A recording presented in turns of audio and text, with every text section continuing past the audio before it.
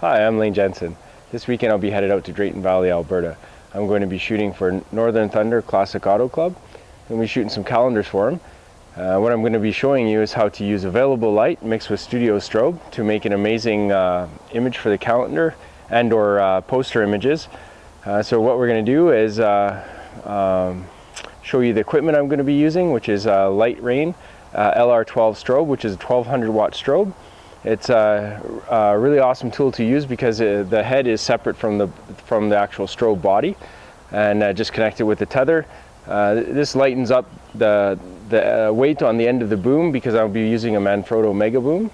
The reason for that is a Manfrotto Mega Boom is very adjustable. It stays put once I tweak, pitch, roll, and get my softbox in the right place to allow the highlights to hit perfectly. Then I can just maintain the same line all the way down the car. I'm going to be using 28 by 76 strip softbox and Pocket Wizards for trigger receiver. I'll be using a B&W polarizer and a Nikon D800. So let's get started. I'm going to kind of show you behind the scenes of basically taking the available light shots. Then I'm going to take the use of the studio strobe with the boom and the heavy stand, the strip softbox, and then I'm going to be using a Vagabond Mini, so Paul C. Buff Vagabond Mini lithium battery pack too as well to power my strobe on location. And I'm going to stay tethered to a MacBook Pro. I'm going to be using Lightroom to capture, and then once I'm done I'll put it all back together in Photoshop. So it's going to be an exciting week of shooting here.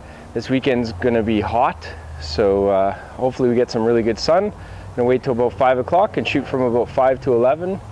It should be fantastic actually. We've got 3 hot rods set up, and then we'll do a little interview with the owners at the end of the session, kind of give you some history on the car, a couple interior shots, and then I'm going to show you what happens in the final production. So kind of do a time lapse of putting all the layers together back in Photoshop. And this should kind of open up a whole new world of photography for you. Because the vehicle is not moving, it's stationary, I don't need to use a high-speed sync. I'm just going to be using sync speed or slower. So if at home you've got, I would say, between 700 watt and 12 to 2000 watt strobe, you'll be just fine to do what I'm about to do. And the Light Rain equipment is absolutely fantastic. Light tool, softbox, egg crates, amazing equipment to work with. The Nikon D800 at 36 megs. Raw file, we've got lots of information to pull, so once we do even just the available light shots, there's a lot of information there that we can still use in Photoshop. And yeah, it should be a fantastic weekend. I can't wait to get started and show you guys what I'm about to do.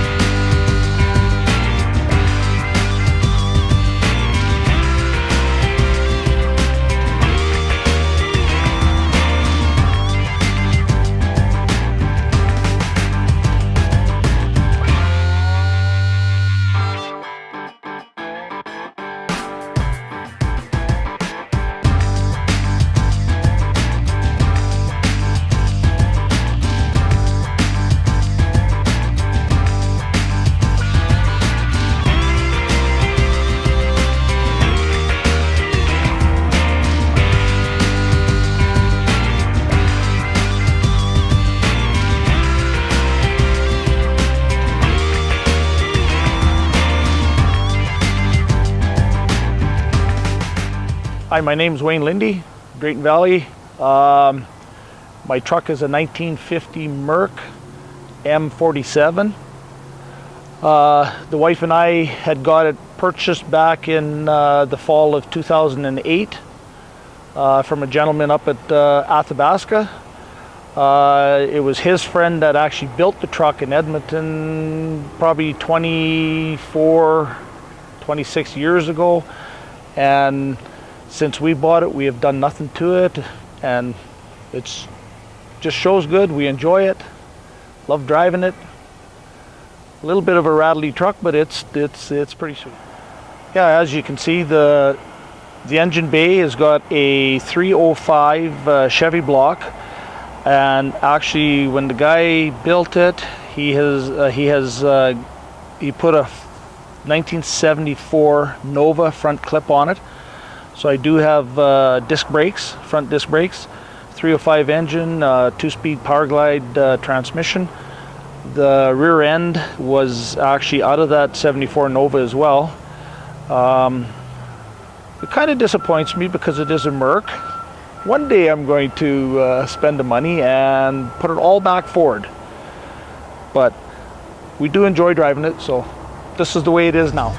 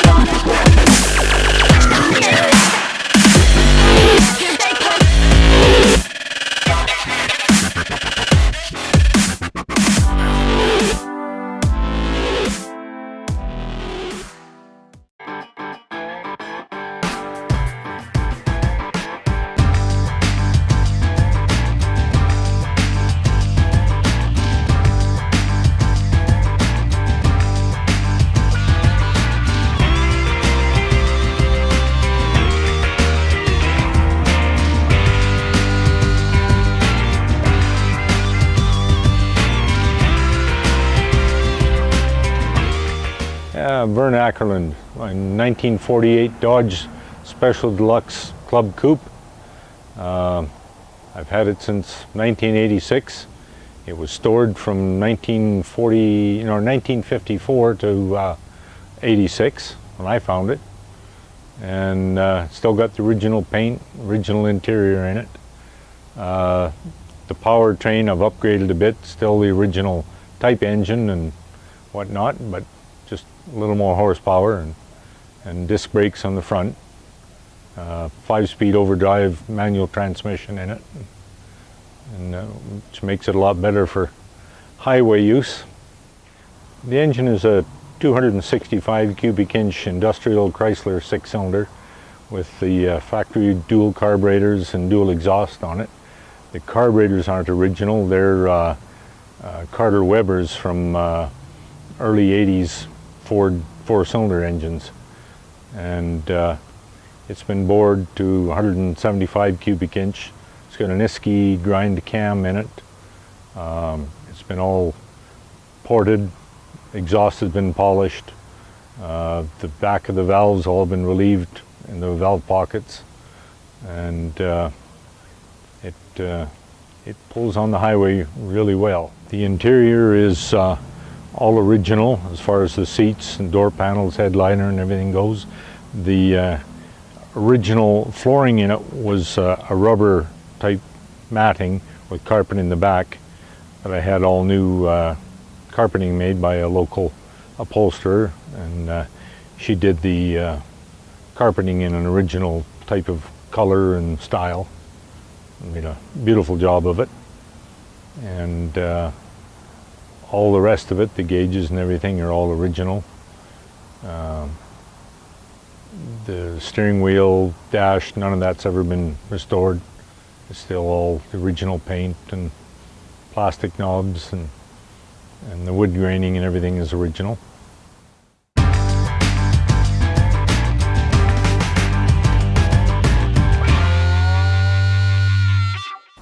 My name is Mark Westmancote. I've Drug this car out of the Drayton Valley dump in 1993 and saw a vision as soon as I drug it home, I guess. And this is what I saw, basically.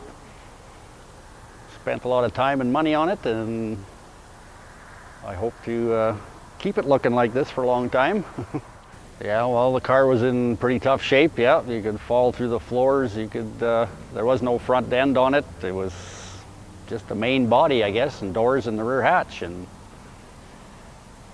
How many years did it take? it's taken me approximately 14 years to build it off and on in the evenings after work, in between girlfriends, you name it. It was. Okay, well, I stuffed a big motor in it, or put a Ramjet 502 in it with a turbo 400 behind it. I added air ride suspension. I spent a good $1 adding a nice ultra leather interior with ostrich accents.